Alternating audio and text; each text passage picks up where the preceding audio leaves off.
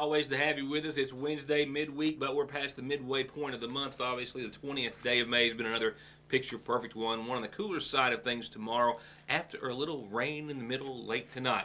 Perfect timing for some light showers to roll through and then leave us with another nice day after some cloud cover early. An updated forecast forthcoming in just a few moments. I'm going to try to, how the simplest things are hardest to explain. I suspect this show is not going to appear to be seamless, and I might even be wearing something for the latter half. Reason being, the first portion was taped earlier today. Andrew had a presentation at school at 4:30, so I did the first half of the show early. Fiscal court meeting was at 4. We'll have a camera there. I have great intentions on making it back from his presentation and having some fiscal court coverage before I leave you tonight. We'll see how it works from this point further. And of course, our other headlines beside potential fiscal court coverage of the Sackville City Council meeting from Monday of this week, as well as election news, which is where we'll begin tonight with a whole lot of numbers to assess. We'll take a close look at Magoffin and Johnson counties and see how they broke down and compared to statewide decisions, not all of which, as most, I'm sure, if not everyone knows, have been finalized. In fact, it's not over for a while, but it's already made history. It's too close to call, razor thin, all those phrases have been tossed around, and rightfully so, since late last night, with 100% of all precincts reporting in all 120 Kentucky counties. Matt Bevin officially holds, at this hour, as he did last night, 83 votes over James Comer, and we are expecting the first recanvass in Kentucky gubernatorial history. The first one. It did look favorable for Bevin, and it had to be a roller coaster ride for all those involved. In fact, there were some news agencies which were calling the race for Bevin. Congratulations were already being bestowed. And then a late surge, late in the game, from the western part of the state that no one was expecting to that degree by Comer. As he came around the fourth turn, he really picked up pace, even took the lead going late into the tabulations last night, but Bevin did come out on top to the tune of 83 votes. Comer has several days a week, I believe it is, to request a recanvass. It was said last night that he would be doing so today. This portion of the program, mind you, recorded around 2 o'clock, so it hadn't been done as of that time frame, but it is very well expected to be very, very soon. As far as statewide and local totals, let's take a look at the numbers. And the evidence that many races were unopposed in one party or the other is evident as we start looking at the numbers. We'll start off in Johnson County, and those Republicans who voted for Agriculture Commissioner voted more so, about 2-1 or a little more, for Richard Heath, who received 1,058 votes over Ryan Quarles' 478 votes. Also for the Attorney General's race, on the Republican ticket, 1,088 votes for Michael T. Hogan in Johnson County, while Whitney Westerfield received 455, also about half. The state auditor's race, unopposed on both sides, so both candidates already going on to the November ballot, those being Adam Edlin and Mike Harmon. Secretary of State's race in Johnson County on the Democratic ballot, Allison Grimes, 441 votes to Charles Lovett's 227. In the state treasurer's race in Johnson County, Rick Nelson outnumbered everyone else in that Kentucky county, 333 to the closest challenger, Richard Henderson, at 125. They fall off thereafter with Jim Glenn, Daniel Grossberg, and Neville Blakemore rounding out the rest of the field. Allison Ball received 810 votes, Republican votes, that is, in Johnson County for state treasurer. Kenneth Imes, 399, and John Larson, 310. And for that of Kentucky governor on the Democratic ticket, Conway 527, Jeff Young 146, closely following state patterns. And in the Republican race, Matt Bevin 442, while James Comer received only 215, and Hal Heiner and Will T. Scott would be on top in Johnson County, with Heiner at 521 and Will T. Scott 512, the third and fourth place gubernatorial candidates. By comparison, here in Magoffin County, Agriculture Commissioner Richard Heath received 250 votes, while Ryan Quarles received 148. And for the Attorney General, also about 2-1, Michael T. Hogan, 257, Whitney Westerfield, 125. The state auditor's race, again, a wash until November. As for Secretary of State, Allison Grimes, still favored in Magoffin County with 408 votes to 182, about half for Charles Lovett.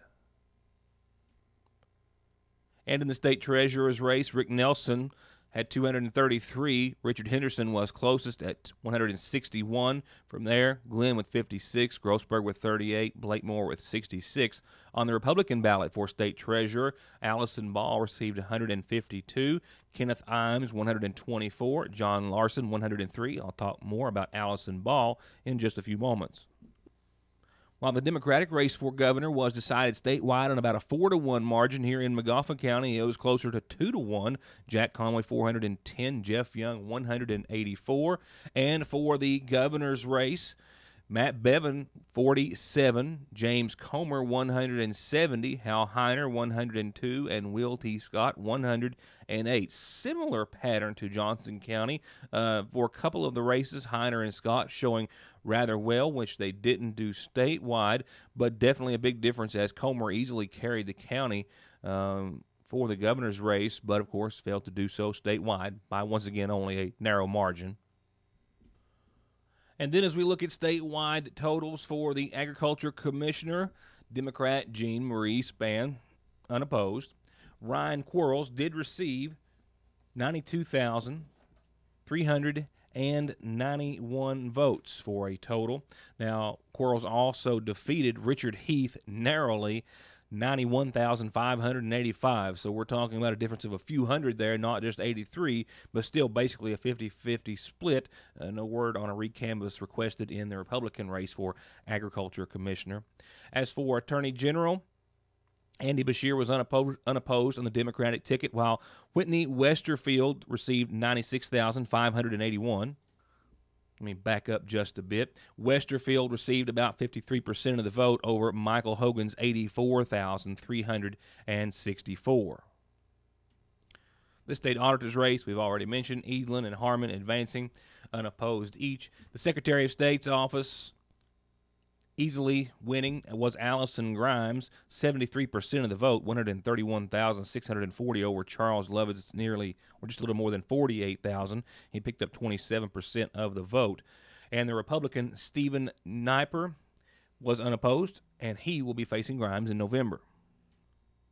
In the state treasurer's race on the Democratic ballot, Rick Nelson picked up 27% of the vote, or about 44,397. His closest competitor was Neville Blakemore with 22% of the vote, and then Richard Henderson at 20% of the vote.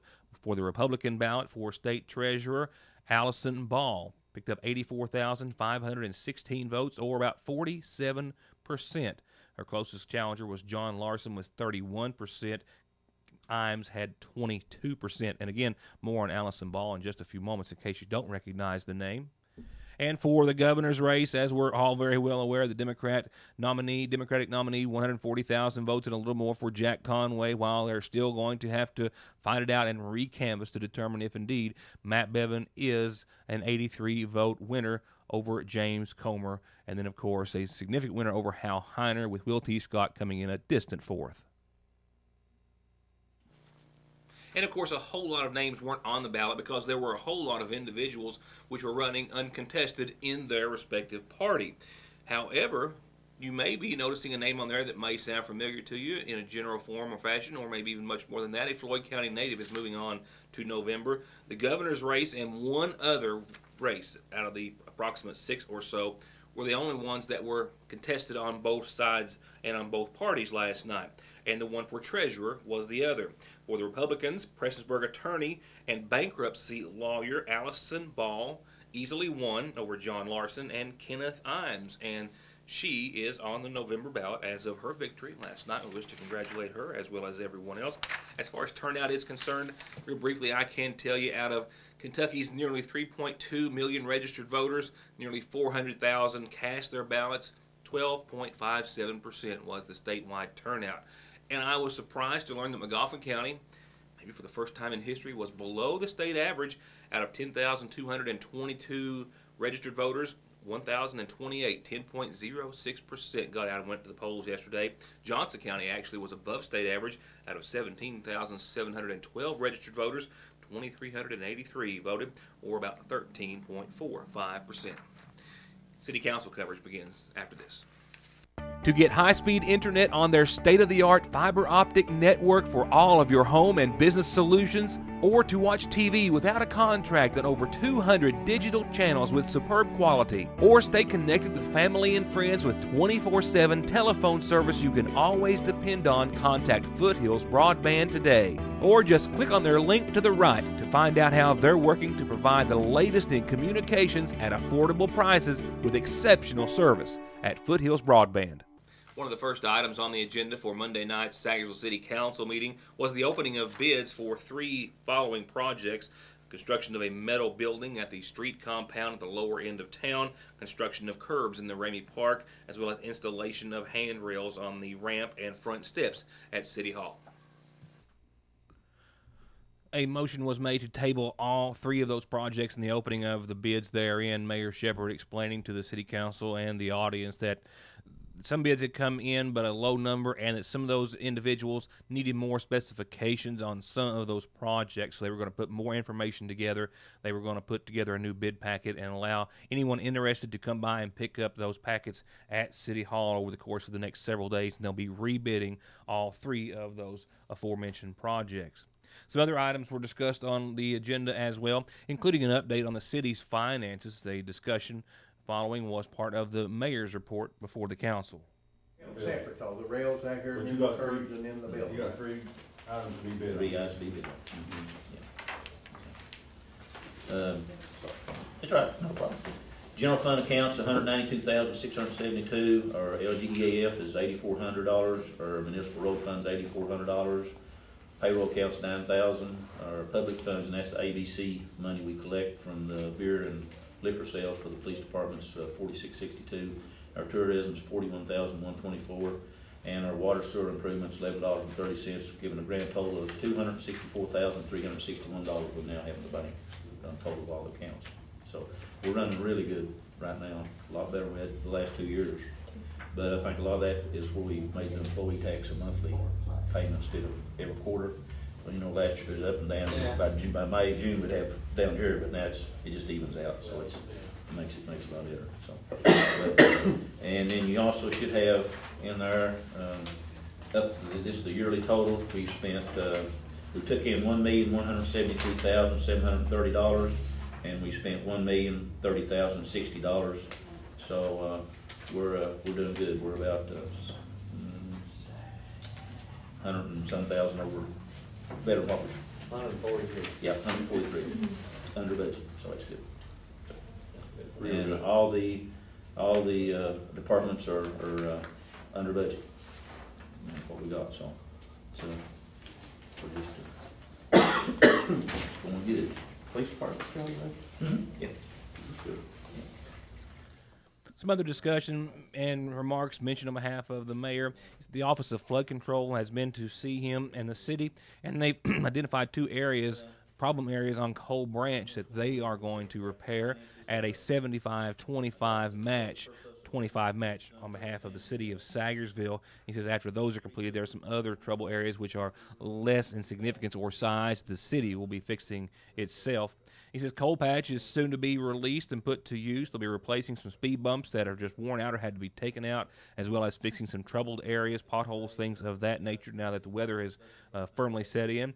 And also just some discussion about the playground equipment in the Ramey Park. I've heard this mentioned on a couple of occasions, and it was confirmed that they've had some issues with breakage and things of that nature, and some of the small kids basically not getting to play. So they have also learned that the playground equipment has guidelines that no child over the age of 10 is permitted to be on it, and they're going to start enforcing that rule, asking everyone and parents to try to enforce that rule. They've also said that they has been posting some signs, and it also comes about because some larger kids, they said, had broken one of the pieces of equipment, and a small child had actually fell and cut herself somewhere, and maybe even required a couple of stitches as a result. So they were going to be enforcing that in the Ramey Park playground.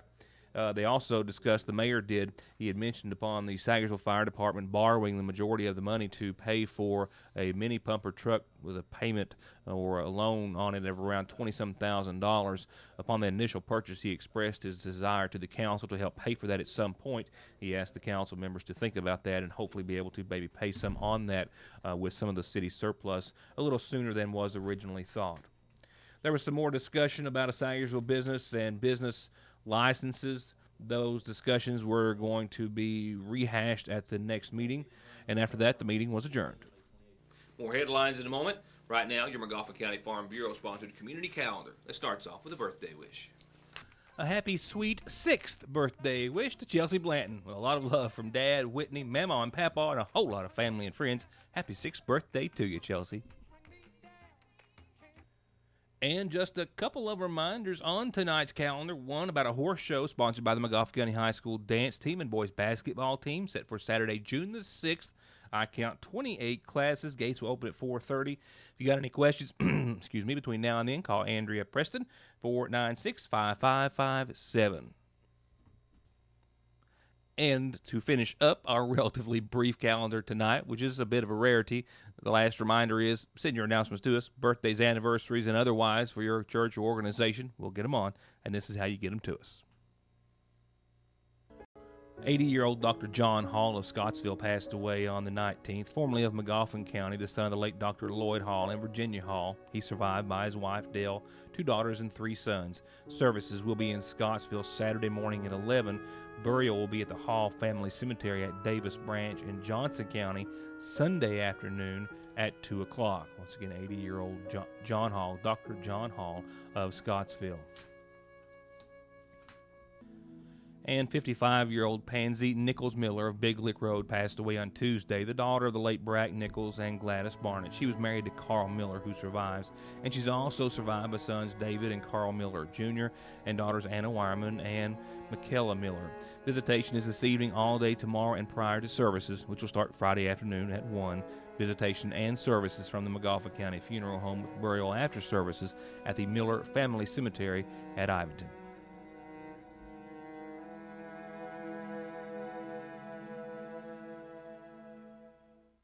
Hey guys, Jason Weffenstedt, sales manager at the all-new Hutch Chrysler Dodge Jeep Ram in Paintsville, Kentucky. Where, as you can tell behind me, we're just weeks away from opening our brand new dealership, and we want to invite everybody down to take a test drive and be entered to win a free vacation package from Hutch Chrysler Dodge Jeep Ram in Paintsville, Kentucky.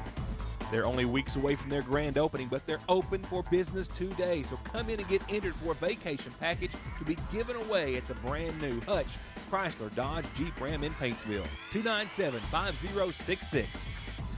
To get high-speed internet on their state-of-the-art fiber optic network for all of your home and business solutions, or to watch TV without a contract on over 200 digital channels with superb quality, or stay connected with family and friends with 24/7 telephone service you can always depend on, contact Foothills Broadband today. Or just click on their link to the right to find out how they're working to provide the latest in communications at affordable prices with exceptional service at Foothills Broadband. I'll pick up with the rest of the coverage from this afternoon's fiscal court meeting in Montgomery County on tomorrow night's program. We will, however, cover one topic this evening since it's a subject that we're already on, and that being the demolition of the old Sayersville First Baptist Church, as was voted on and approved by the Montgomery County Library Board.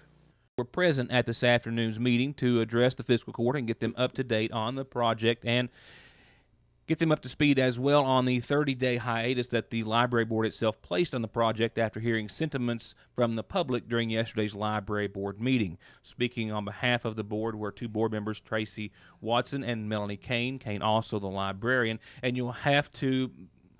Well, I beg for your apologies. While I was in another meeting, we had a video camera at this meeting, and the camera does not follow the conversation at all times. You will see and hear Ms. Watson speaking, and then you'll hear Ms. Kane speaking at a later time, but the camera does not follow the conversation very well. But the audio, I believe, is still intact as the judge executive wished to extend that 30-day period to 90 days to further investigate the legalities of the entire situation and possible better suited alternatives.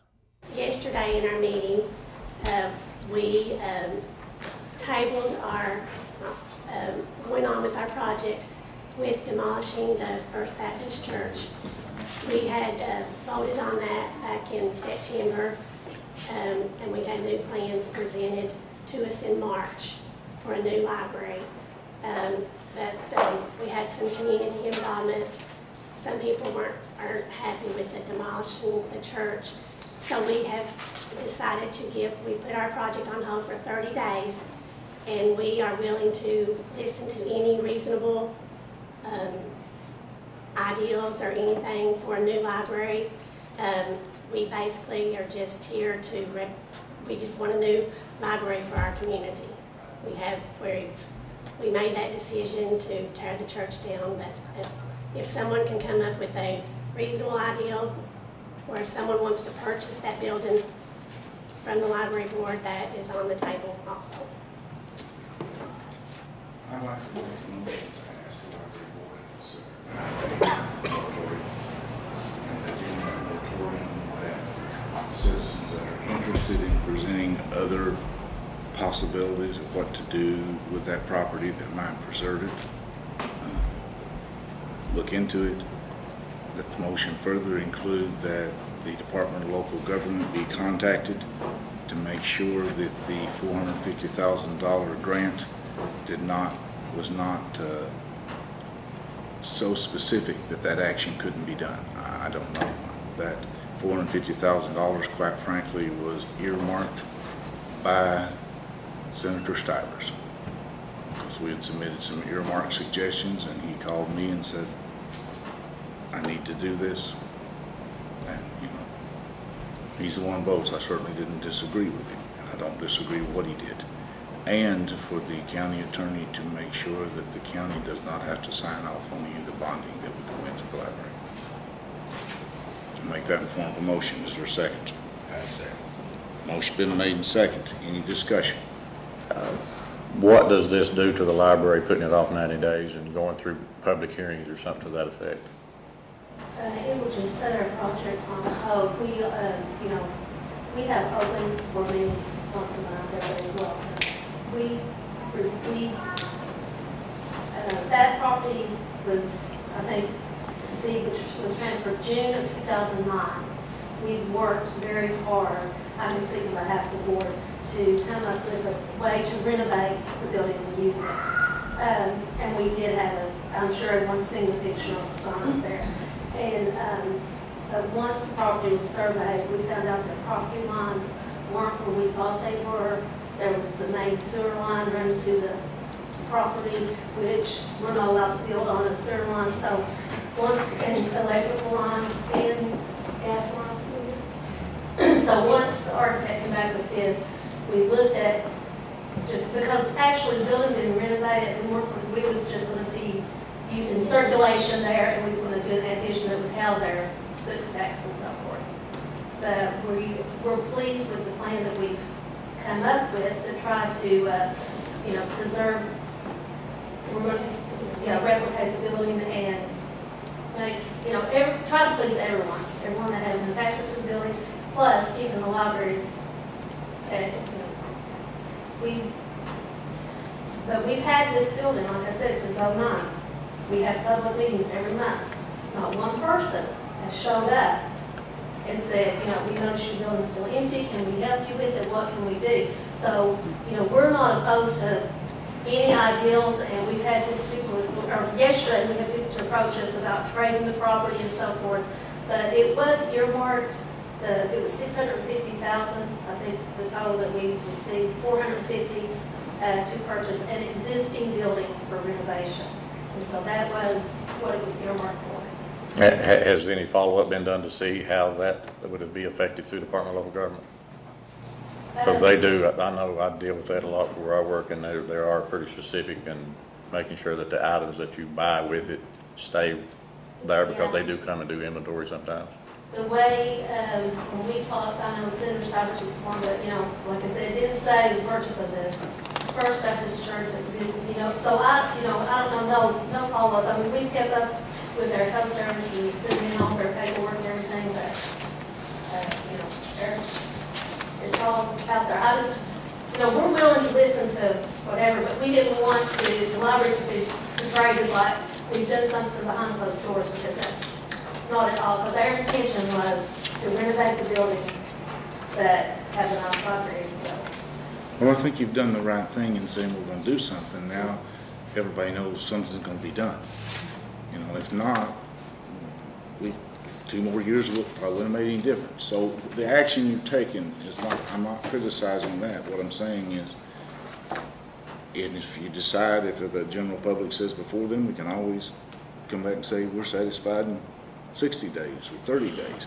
But that everybody know that would be the date at which if someone were wanting to make a proposal to purchase it, that might be better for you all.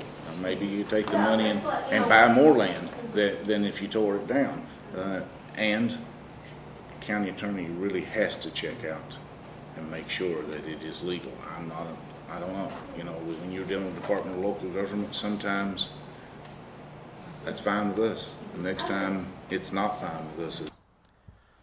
And I'm out of time. We will finish the rest of the meeting coverage on tomorrow's program, as well as other news that I promise, will only see with me. 53 you saw for a low tonight. Increasing clouds, and we'll see some showers during the a.m., 1 to 5 a.m. I think they're going to roll through while we're all fast asleep. Now, this front is also going to knock temperatures in the head tomorrow down to 66 degrees. So it's going to be cool and mostly cloud at the onset. We will see skies start to clear by later on tomorrow night, and then we'll see temperatures climb and recoup by Friday, low 70s. And then as we head into your Memorial Day weekend, temperatures will continue to climb.